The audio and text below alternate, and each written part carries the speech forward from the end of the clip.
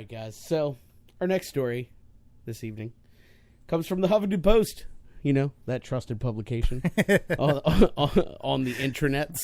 About a 36-year-old woman, a 36-year-old Ohio woman, who got arrested for calling the cops on her parents for cutting her cell phone off. That's right. Cutting her cell phone off. 36-year-old woman.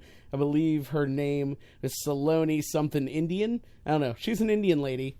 An Indian young woman, if you will. Seloni is Indian for salami, I think. I speak the native tongue here. Gotcha. That sounds like a bunch of baloney. Hi-yo! But yes, the Stark County police were dispatched after she called 911 multiple times saying her phone was cut off. Her parents cut her cell phone service off. And multiple dispatchers told her to only call 911 if she had a legitimate problem. And she insisted and demanded the police come because her cell phone service being cut was a legitimate problem. And so they went there and they arrested her ass. And she was released on $2,500 bond. And I don't know if her parents paid it. Doesn't really say. I hope not. But yeah, she's a licensed realtor, and now she's got a mugshot that looks like shit. And she's in the Huffington Post. What do you guys think about this, man? 36. I think that they will let anyone become a realtor. That's what I think about this story. Oh my god. Oh god. I was gonna say it doesn't take much to get your realtor license. No, it's like $200 and like probably less than a GED knowledge base. Right, and my gut tells me is that she probably crossed paths somewhere on social media with like, want to make millions? Yeah, I got the secret. Selling homes. She went to a seminar at the Radisson. It was phenomenal, and it changed her life. Right, that free coffee. It wasn't Tony Robbins. No, because he's a fucking saint. Well, obviously, the realtor license isn't affording her enough money to pay her own cell phone bill. My question is this, though.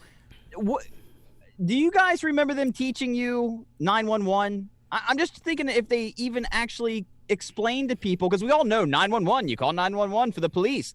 Like, very few people realize that sometimes you just don't use that number, and no one knows how to get a hold of the cops. I'm not saying she's not a dumb twat or anything. I'm just saying, like, do they teach people, like, what 911's all about? Is there, like, I just don't know that that's a big bit of public information anymore. Well, I don't know. I think that's a parental thing. Like, I think I might have done it when I was a kid, just because like I heard 911 and I was like, oh, I'm going down 911, and then the cops called back and were like, is everything okay? And my mom was like, well, Pat, you motherfucker, don't do that ever again unless there's an emergency. Sure. You know what I mean? So at what point, like, does it need to fucking be taught in schools? I guess. But we live in a stupid era, though. Yeah, so what constitutes emergency? That's the problem. To this bitch, emergency means I'm a licensed realtor. My clients can't call me now. That's an emergency. She's young, 1 year younger than me, and I come from an era not too distant from you, where 911 is reserved for the shit bodily moments, harm, fires. But you just said emergency. I need assistance. Yes, from a professional that is trained in this. Sure. Yeah. So this leads me to believe that not only, even though likely middle and high school were troubling for her on an academia standpoint, that she's not, feeling like nature versus nurture, that she's not too dumb to understand that. My gut tells me is that this isn't her first rodeo, Madison Bumgarner style. She's probably called the popo on the rents on a few other times. Like, my dad farted on me, or my mom ate all the cheese, or my blanket has a hole in it and they won't buy me a new one. I'm just like spitballing here. But yeah, I mean, that seems like a legitimate one if she was like a small child, but still. What, being farted on? Christ, my dad farted on me all the time. Yes, but the blanket thing, like, that seems neglectful. But no, she seems like a real piece of garbage. And you guys got me cracking up. That post-up shot of her. That police mug The shot. mugshot? Yeah, I gotta. We're gonna put that up too. If We're gonna you're gonna find a 36-year-old woman who still lives with her parents, picture What would she in your look like? mind, right? That she is not too far off from what you're thinking about. Yeah. You know Yeah, the type. an uppity 36-year-old who still lives with her parents and they pay her cell phone bill, and she's a realtor. Imagine that. That's who this is. Yep. Yeah. What was her? And her first name was Salami. It was Salami Carpal Tunnel. It was something along those lines. But she's from Ohio. So. Right. And $2,500 bail is what you pay 10% of that. Is that right? Or Bond? Well, there was a $2,500 bond was posted, so her bail was $25,000. Is what it was probably set at. Shit. It was probably set at $25,000 because that's abusing the emergency service, which is a fourth-degree felony. Yeah, I thought it was fourth-degree felony? It says right here, man, disrupting public services, a fourth-degree felony. Damn. Yeah, dude, because while she was getting tended to by probably 2 cop cars, because God forbid there's only one, fucking 2 people died. 100%. Statistically speaking. Sure. Yeah. Maybe 1.5. And if she's convicted, does that mean she can't vote anymore? I'm hoping. That's the case. Oh, absolutely. I think does what kind not of makes mean me a that. little giddy inside is that this is the simple kind of bitch that's going to go catch happy hour on the day she's supposed to be at the courthouse. Right. And Dog the Bounty Hunter is going to beat the shit out of her one day on fucking A&E. It's going to be amazing. She's going to go to a closing. She's going to get documents signed and take pictures with her clients and then take them for margaritas at Chili's and then go to jail. I was going to say Applebee's, but That's fair. Tomato. That's fair. Applebee's too. Chili's, Applebee's. It's the same thing, slightly Tex-Mexy. Yeah, right. And so, Go ahead. How many times have you guys called 911? Have you ever called 911 for a legitimate reason? Yes. yeah, I think. Yeah. Well, A couple times. I think twice legitimately. Once these guys at a party at Frostburg were basically wanted to a group of people wanted to fight our group of people, and it was coming to a stalemate. And I drunkenly said, "I'll call the cops," and I did. Go. Yeah, it was weird. pretty stupid. That's of me. pretty Dark. dumb of you. Yeah, that seems stupid. The cops showed up to an illegal house party. But God, nobody crushed you for that one.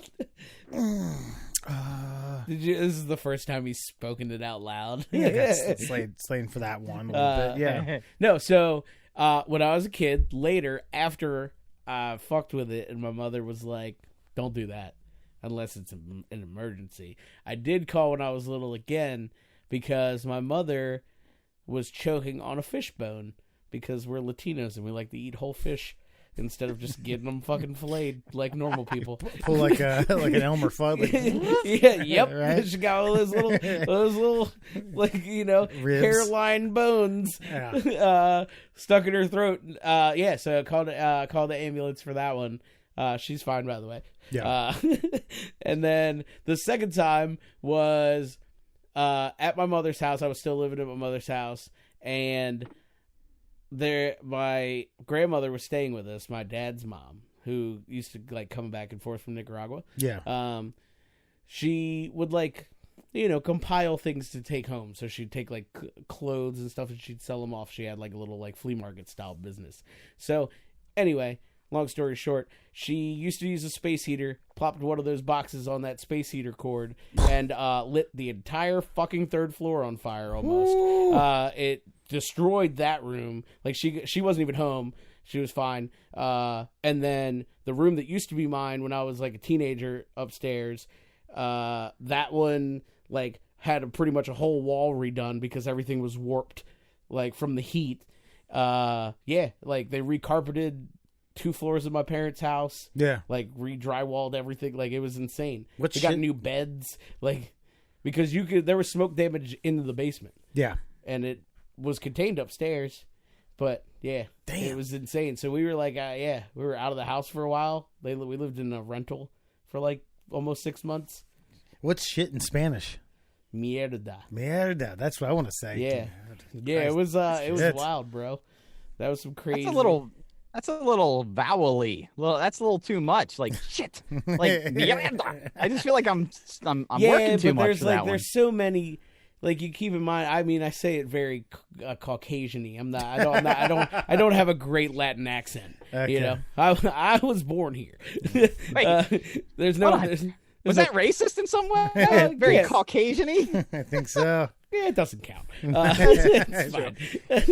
Yeah, I'm the ultimate swindler here. Yeah, All right. exactly. But yeah, like real Spanish speakers say that with ease. Gotcha. You know what I mean? Okay. Yeah. Fair enough. There are those vowel combinations that really just make one sound. Yeah. There can't was do it. about 4 years ago. There was when I was living on Scott Street. There was a domestic dispute taking place early in the AM, where the female was screaming, "Call the police!"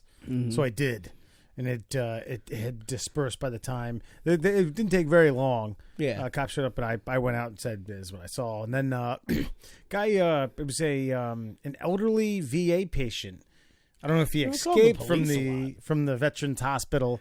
Had fallen and broken his ankle not too far from where I lived, where I grew up. And he said, "You need to call the police, call an ambulance."